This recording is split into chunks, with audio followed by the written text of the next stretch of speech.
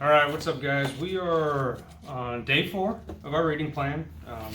We're almost done with the God Has a Plan week, and then we'll move on to next week's reading plan, which I'll have ready for you Wednesday. But today we're at day 4. We're looking at Exodus 2, verses 23 through chapter 3, verse 10. Okay, so 23 through 3:10.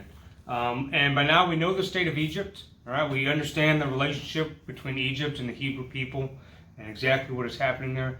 We've been introduced to Moses. We know his origin story. We know how he was, how he became a part of Pharaoh's household, and now how he's no longer in his household, and now he's living in Midian. And we talked about that yesterday.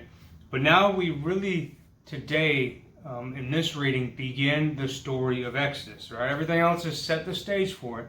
Now we're beginning the actual story of Exodus.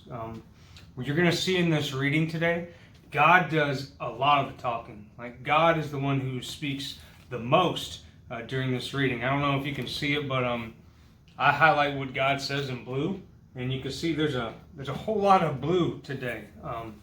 So God is really laying out his detailed plan today to Moses for his people and what's going to happen in Egypt. I want you to notice that when God is laying out his plan, it's not like when we make plans, we're like, man, I really hope it's decent weather Saturday. I wonder how many people will be there. I hope we have enough of this. No, God is laying out his plan, and he's saying, I'm going to do this, but I know that Pharaoh is going to do this. I'm going to do this, but I know this is going to end up like this.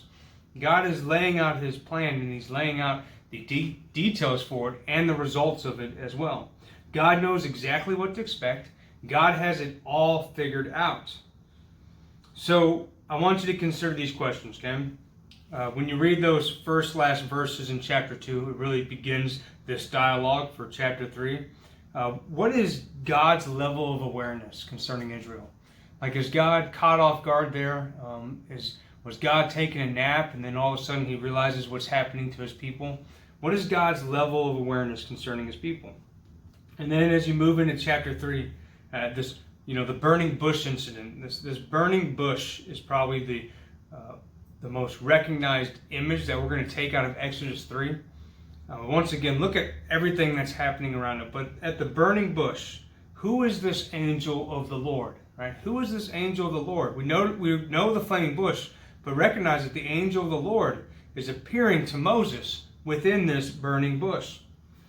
And then, how can dirt be holy, right? How can dirt be holy? Better that, how can we be holy, right? How can dirt be holy, as he's commanded to remove his sandals? But then, right now, how can we be made holy? And then lastly, all right, this is a little bit of homework for you. Is God's plan here connected to Genesis 15 promises, okay? Read through this chapter, and you're going to see something. You're going to see something more than once, right? It seems like the writer is repeating themselves. And usually when God says something twice, it means it's important, okay? So find out what is spoken of twice here, and then go back to Genesis 15 and see if you find it there. All right, guys, that's it. Hope you guys are doing great. I love you, and I'll see you here soon. God bless.